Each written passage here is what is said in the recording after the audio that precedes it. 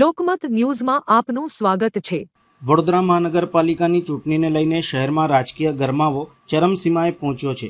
26મી એપ્રિલે યોજાનારી ચૂંટણીને હવે ગણતરીના કલાકો જ બાકી રહ્યા છે અને આજે સાંજે પ્રચારના પડઘમ શાંત થવાના છે।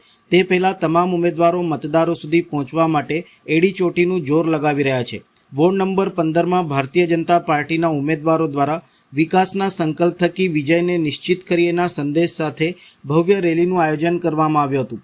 સવારના 8:30 કલાકે સૂર્યનગર ભાજપ કાર્યાલય ખાતેથી શરૂ થયેલી આ રેલી આયુર્વેદિક 3 રસ્તા પૂનમ કોમ્પ્લેક્સ, ભાજપ ઉમેદવાર અજય રબારીનું ઘર, આશાપુરી સોસાયટી, પરિવાર 4 રસ્તા, રેવા પાર્ક, ગુરુકુળ 4 રસ્તા, સમર્પણ સોસાયટી, કેદારેશ્વર મહાદેવ અને ઉમા 4 રસ્તા જેવા વિવિધ વિસ્તારોમાં ફરી હતી।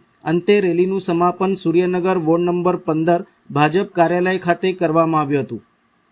આ રેલીમાં વોર્ડ નંબર 15ના ઉમેદવારો અજયભાઈ રબારી, જ્યોતિબેન પંડ્યા, નયનાબેન શાહ અને ઋષભ કામદાર ઉપસ્થિત રહ્યા હતા। મોટી સંખ્યામાં કાર્યકરો, અગ્રણીઓ અને સ્થાનિક નાગરિકો જોડાતા સમગ્ર વિસ્તાર રાજકીય રંગે રંગાઈ ગયો હતો। જીતશે ભાજપ, જીતશે વિકાસ જેવા નારાઓ સાથે મતદારોમાં ઉત્સાહનો માહોલ જોવા મળ્યો હતો। રેલી દરમિયાન ઉમેદવારોએ જનતા સાથે સીધો સંપર્ક સાધી વિકાસના સંકલ્પને આગળ વધારવાની ખાતરી આપી હતી। ખાસ કરીને રોડ, પાણી, ડ્રેનેજ અને અન્ય મૂળભૂત સુવિધાઓના પ્રશ્નોને પ્રાથમિકતા આપવાની વાત પર ભાર મુકાયો હતો। પ્રજામાંથી મળતા વ્યાપક સમર્થનને જોતા ભાજપના કાર્યકરોમાં જીતનો વિશ્વાસ વધુ મજબૂત બન્યો છે। વોર્ડ નંબર 15માં ભાજપની જીત નિશ્ચિત હોવાનો દાવો કરવામાં આવી રહ્યો છે। હવે મતદાનના દિવસે મતદારોનો ઉત્સાહ અને મતદાન ટકાવારી જ અંતિમ પરિણામ નક્કી કરશે। આજે વોર્ડ નંબર 15 સૂર્યનગરથી અમારી આ સંખ્યા આપ જોઈ રહ્યા છો કે અમને વિશ્વાસ પૂરેપૂરો છે, અમારી જીત નિશ્ચિત છે અને આ વિજય વિશ્વાસ રેલી અમારી નીકળી રહી છે। દરેક કાર્યકર્તાઓ, યુવાઓ, મહિલાઓ અમારી સાથે સામેલ છે।